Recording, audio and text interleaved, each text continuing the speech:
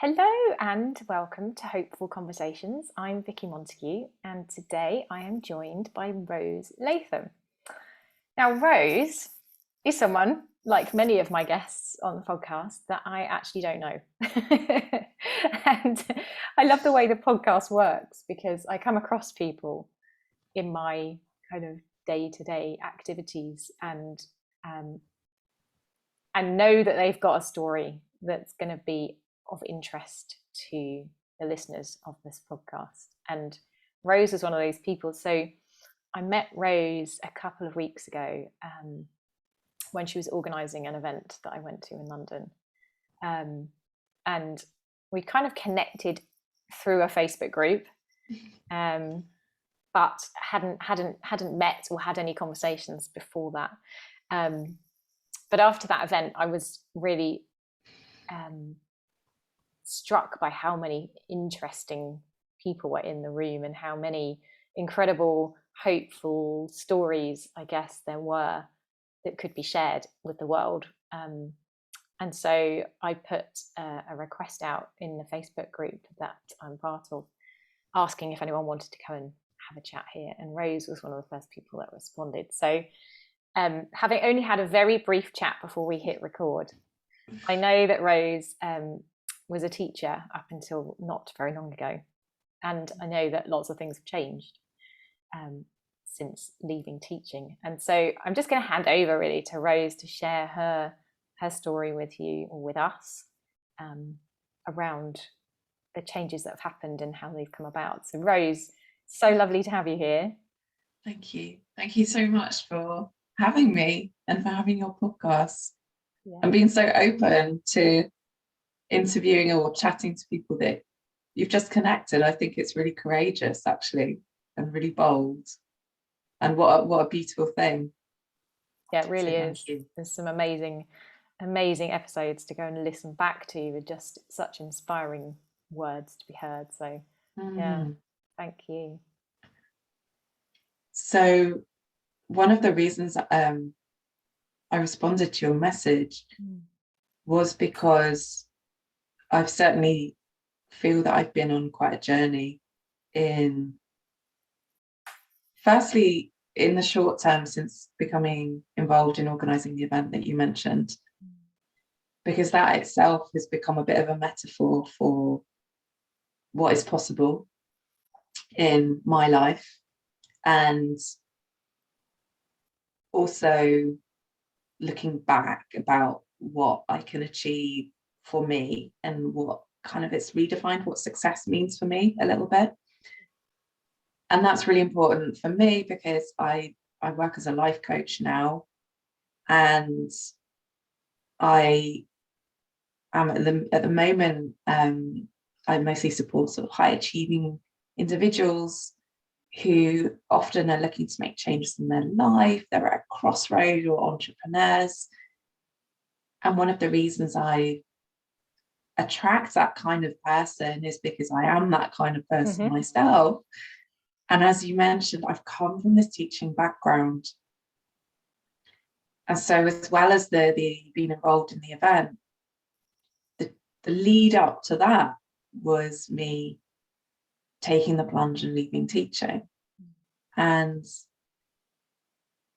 I think it's really important to share like that hopeful conversation, the hope that can arise when we like fully commit and play on what a lot of people talk about, the court of life, right? And stop being in the stands and take the plunge and really take risks. And for me, leaving teaching was that. Yeah.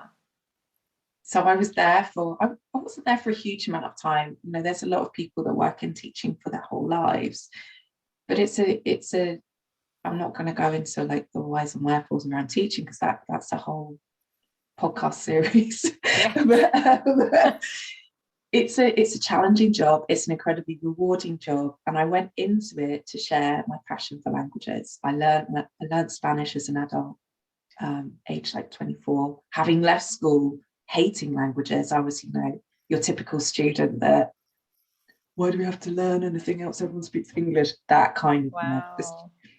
And I dropped languages as soon as I could.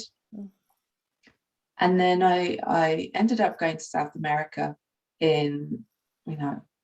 ended up going to South America. I ended up staying there, and I ended up learning, I chose to learn Spanish while I was there. And engaging in the language learning in that way was incredible. And when I moved back to the UK, I was like, right, I worked in the charity sector for a while, and eventually I really felt called to move into teaching. So I did. And it was for all the reasons that teaching can be incredibly supportive. I had a family, 2 children, but it's also, it's the kind of environment where if you don't have strong personal boundaries, if you are driven by what other people think and judgments and value other people's judgment over your own, and a lot of teachers do, and the system's kind of set up for that as well. It loves that, it thrives on that. Ofsted is a prime example, exams is another example. You can very easily be sucked into being not where you just lose yourself. You can lose yourself and your time, and there's a never-ending to-do list. Oh yeah. So it was a challenging environment. I was successful within it. If you define success by moving up the ladder, by getting more money, and I was well liked, well respected, and I enjoyed elements of it. But making the decision to leave was a real watershed moment for me. And around the health side of it, it was really because my mental health and well-being, my energy, how I prioritized myself was so low. You can never do enough. An example, I have 2 children, as I mentioned. Both their birthdays are within 7 days of each other. They're 3 years apart. 7 days of each other, because the only time I was fortunate enough to fall pregnant was on the last week of the summer holidays. And that's, for me, firstly, wow. I recognise I'm very, very lucky to have fallen pregnant naturally, and I feel really blessed about that, but it's so telling. It really is, isn't it? Like, finally, body able to relax, and hey presto. Yeah. Wow. So in that kind of environment of like heightened stress, incredibly reactive, it's very little creativity, you're anticipating the needs of the 30 students that are sat in front of you. And I was a pastoral lead as well, so I looked after 6th form. So again, then another 150 students in front of me as well. And then their parents, and then all the teachers around them. It's very intense, and it's very easy to carry a lot of that. And it's challenging to have that, work-life balance. There just kind of wasn't really one. And I got really sucked into it. And it was hard at times to see a way out. And I guess my journey that I alluded to is I experienced life coaching soon after the birth of my 2nd child. I paid for a life coach. It was the first time I'd invested in myself in that way, aside from like CPD or like stuff in work, no problem, but in my actual self, which is a classic story, right? Yeah. Classic, I think particularly maybe for females, but I think any kind of investment is the first time you do it in yourself is a bit of it's a challenge, right? To all our beliefs about that we hold. And I then it changed everything for me, and I realized through that self-inquiry that I didn't want to continue in teaching, but it was through coaching. I was just like, that's where I was just really passionate about supporting other people, guiding them through challenging experiences, and being able to share tools and techniques and presence and all that goes with that. But the part that's been really interesting is, for me, has been the last year. So it's almost a year. It's pretty much a year to the day since I moved house. And at that point, that was when I left teaching. Oh my goodness. Moved house and left teaching at the same time. Yeah. Okay. Yeah. I mean, well, one kind of went in the other. They were all hands in hand. Yeah. But what's been fascinating, it's the slowing down and the unwinding and the unfurling So if that's the word, and trusting in a process that is a bit unknown. When I've come from an environment and I've been very successful in situations where there's been very clear outcomes, and the outcomes have been, you know, these boxes to tick. Yeah. Do this and then this happens, do this and this happens. The kid gets into, the student gets into X university, brilliant. If it's a Russell group, brilliant. You know, have they got an A? Brilliant. You know, it's all very, you know, it's very tangible. It's very like, here's the box. This is what we've all agreed success looks like. Yeah. And I've moved into, as you're aware, like in coaching, it's just this environment that isn't like that, where every individual that I work with is creating their own tick boxes, and I've had to create my own as well. And it's really, I've had to really reevaluate what is success? What does it look like for me? What do I value? What is my value? What am I contributing? Now, I don't think all these things are unique to me at all, but it's been a really sort of interesting journey, and noticing how you butt up against these old beliefs and old habits like all the time. And the moments where I've had like difficult times has been where I don't have the path to follow. You know, I don't have the like, well, if I just do this, this, and this, and this, then that will be the outcome. Oh yeah. And that in this year has been really empowering, enlightening, terrifying, but also incredible at the same time. Mm-hmm. And the getting involved with the ultimate experience, so organising the event, as I said, has become this sort of metaphor for like what happens when you fully commit without knowing what the outcome's going to be. Because when we started talking about the event, it was just some ideas floating around, what we discussed. And I say we, there was a group of us that kind of said, hey, we'll be involved. Yeah, and we showed up to some meetings, and then the meetings became a little bit more formal, and then the leadership team grew a bit more as the vision shifted from lots of different ideas into something like more concrete and more stable, and then time frames started getting put in, and then project managers were brought in and this kind of thing, and it was amazing. But no, while we had a vision, we didn't know, it hadn't been put on before exactly like this, not in this place. We didn't know exactly what we were doing. It was creating. It came purely from that place, and it was a collaborative effort. But what was incredible about it was because we all went 100% in, so many things got pushed out the way, including like my coaching practice, for example, which is still fledgling. And as you know, when you start something, you need to put a lot of work in. And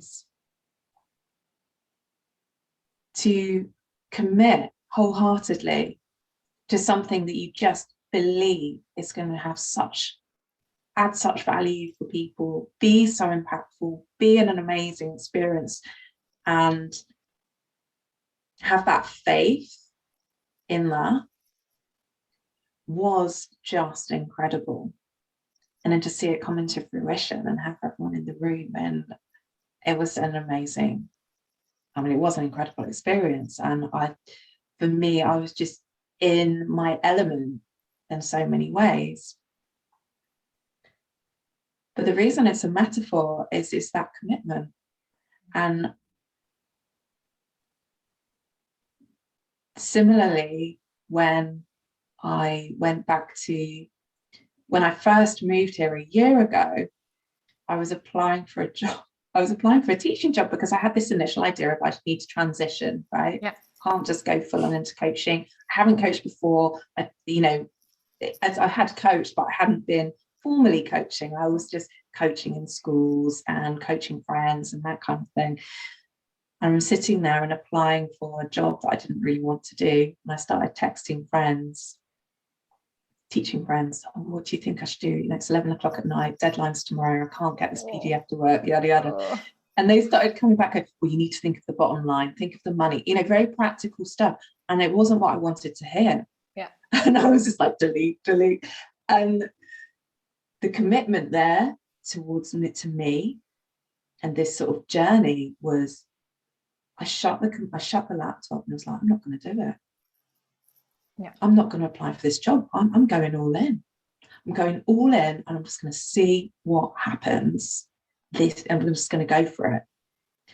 And I shut that laptop, and that was that commitment there to like, I'm not going to teach like this anymore. I'm committing to a different way of being, to a different way of showing up in my life, where I prioritize the things that are important to me. And it says then played out with this the event, and that for me now is now showing up in. I'm now back in right now. I'm doing working on my coaching practice and how that's gonna like have, but I'm fully committed in a way that I wasn't before. So yeah, what do you hear when I share all of that? I'm really curious. I noticed I've talked for a while. I do apologize. No, What do you hear? What sort of resonates for you? I'm kind of sitting thinking, what would the listener be questioning? What would the listener be wondering about? And the thing that comes to me is this thing that I know so many people have, and I can feel that too, is the you're in a job, you've got stability, a perceived stability, an income, the whole kind of what we're supposed to be doing, out in the world, earning money to look after our family, blah blah blah, and and you clearly had a knowing within you that wasn't what you wanted. And so many people have that. So many people are in jobs and they know that they don't want to be, but they have the whole, and I call it a story, but I call it a story in the lightest possible sense. I mean, innocently have gathered, I guess, this idea that they have to stay there, that there's no other option, that that they need this money coming in because they've got these things going out. And I know so many people in that position that are just effectively feel like they're stuck, even though they know there's something more to life than what they're doing. So I guess I'm curious to know more about that for you, like how what so there was that obvious knowing that most of us ignore, and it's what I, in my coaching, is what I really get people to look at and to really feel into and to really become familiar with, being guided by that rather than what we think. But yeah, so what, how did you have that whole sort of story going on of, I can't leave teaching because I've done all the training and I need an income, and so just talk me through that. I'd be really interested to know what was going on there. I mean, like on a practical, like on a purely pragmatic piece, I recognize that I'm in a fortunate position that because my children were they were the age they are, one's in school and one's in preschool where there's funded places, that I was able to kind of fully commit in a way that was like financially possible. What that has meant is that it's more pressure on my partner, and that's we've had to have those very open discussions about what it means. And I guess when you're talking about like I guess it's the kind of status and stability piece, right? That was it was interesting because I've moved beyond it now, but certainly last summer it was very live for me, summer holidays, because even when I was teaching, I was the person, because I was a teacher, I had some holidays off, I was the one that was mostly looking after the children and being with them and doing things with them.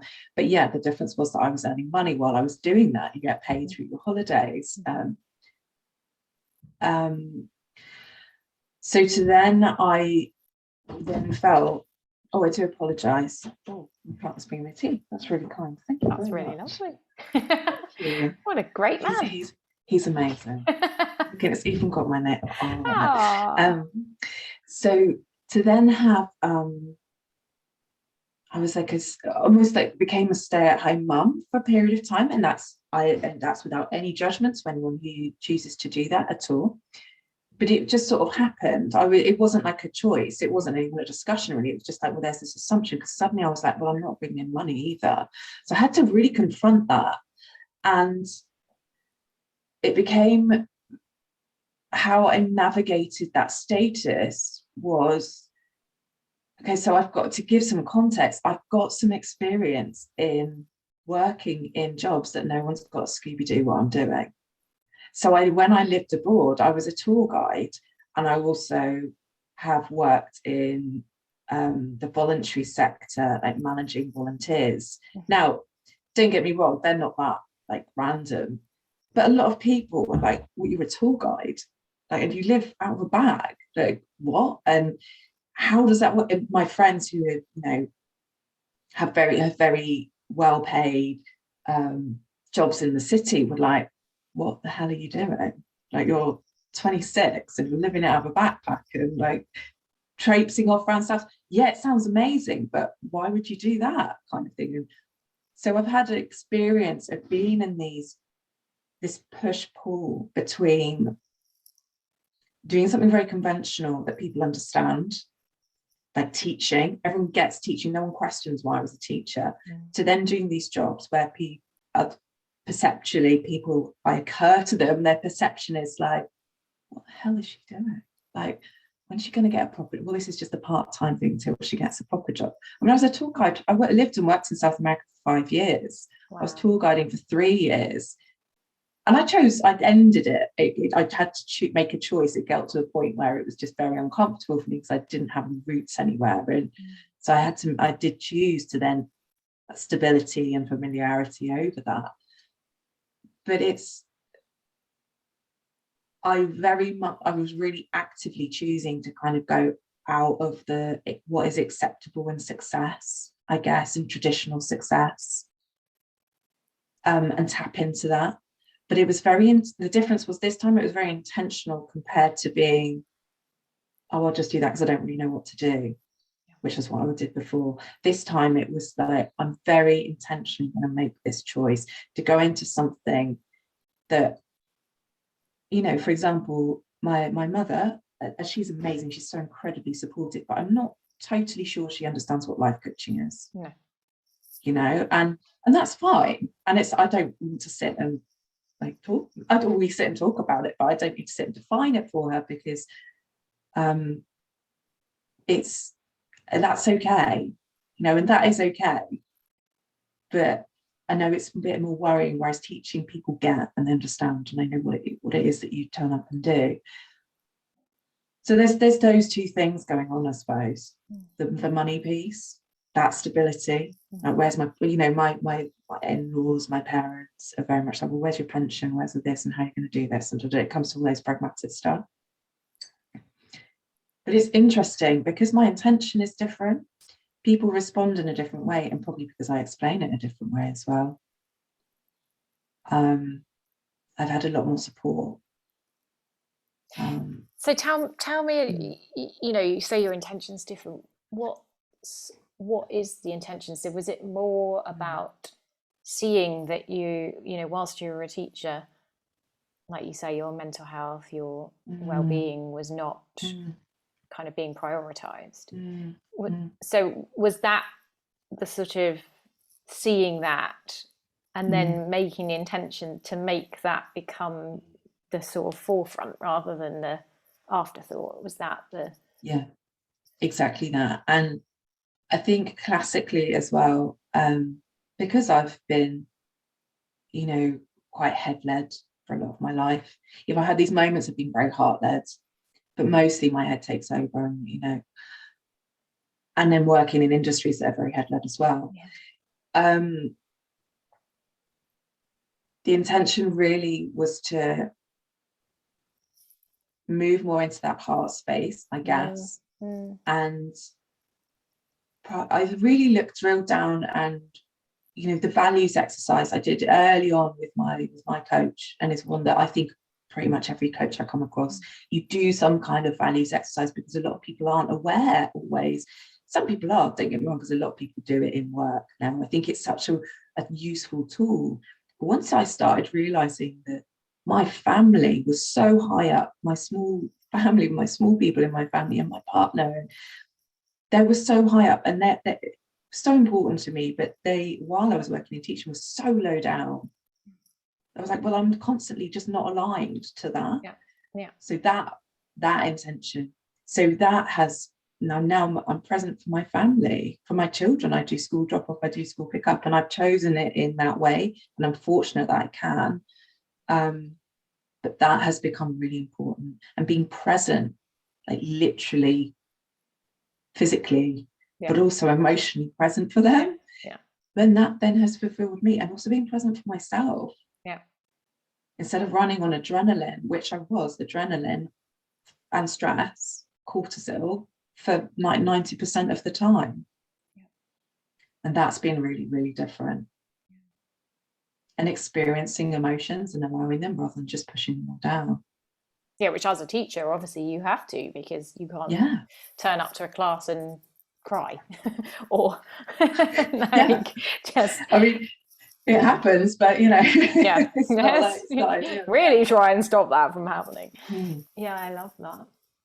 And then the other thing I'm curious about is you talked about success and you know, how I guess how we measure that as in society, what's generally deemed as being successful. And it sounds like there's something that shifted around that for you as well, moving away from defining success perhaps as, you know, having a job that everyone understands and that pays X amount into your bank account. What's your kind of intention, I guess, around success now? How do you see that as being different now? And it's interesting because teaching actually really provided this for me, the platform for it. It's the number of people that I can serve / support and add value, support them in adding value to their own life. And it was through my pastoral work and teaching, I felt it was so rewarding to support others in finding answers for themselves, and then going off and, you know, and being part of that journey. And I loved that. I feel very fulfilled of that by doing that. And so now that has become, and I said, and I'm going to be really honest, I've had to confront my money story while I've been doing this. You know, you can't escape from it, because as an entrepreneur, the money story is real, it's live. But if it's about how much money I am earning, as that's my marker of success, which it has been in the past, but there's always been a cap. So it's like there's this like that complexity in there. Now, if I purely measure my success on that, then that's a pathway to doom and gloom. Whereas I've had to really shift, like, and this is my work in progress. It's like moving into that, to look at, well, what is really important to me, and what is my worth?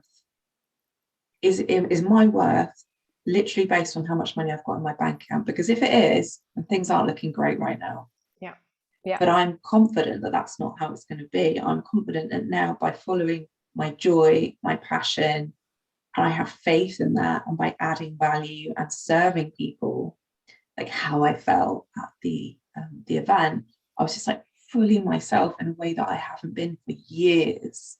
I was like in my element. I was like, that, more of that. Yeah. I have kind of cultivating that faith that that will bring more money, that that will bring me into contact with people who I can support and serve. So that has now become the marker of my success. And how the relationships as well I have with my children as well. And that has, yeah, that's become, I always prided myself on having been a, you know, a present mother and having a good understanding and knowledge and how I want to be a gentle parent and this, that, and the other. But actually now I see that it's my presence that they want. And it's me being fully me that they want, and that my time, and that has shifted a lot of things for us as well. So, and that also with my partner, to be quite honest as well, because we've gone from ships that passed in the night to actually putting in time to work on our relationship, but in the most beautiful possible way, you know, to keep creating it together. So those have now become my markers of success. Yeah, and it's so beautiful, isn't it? Because it's just so different, I guess, from what we're told. And I loved, you know, I think the thing that stood out there for me is the whole, I don't know what your words exactly were, but, you know, seeking out joy and passion and following that. That seems to me to be the key to such a beautiful way of living, that we're almost taught that that's not what we should be doing, that we've got to work hard and that we've got to I don't know, be a certain way and behave in a certain way, and all of that kind of squashes out joy and passion almost. You know, even from a young age of choosing, you know, my two are kind of choosing or in the middle of doing GCSEs, and, you know, even that, the teachers would want you to choose the things that you're good at, but that isn't necessarily the things that you're passionate and joyful about.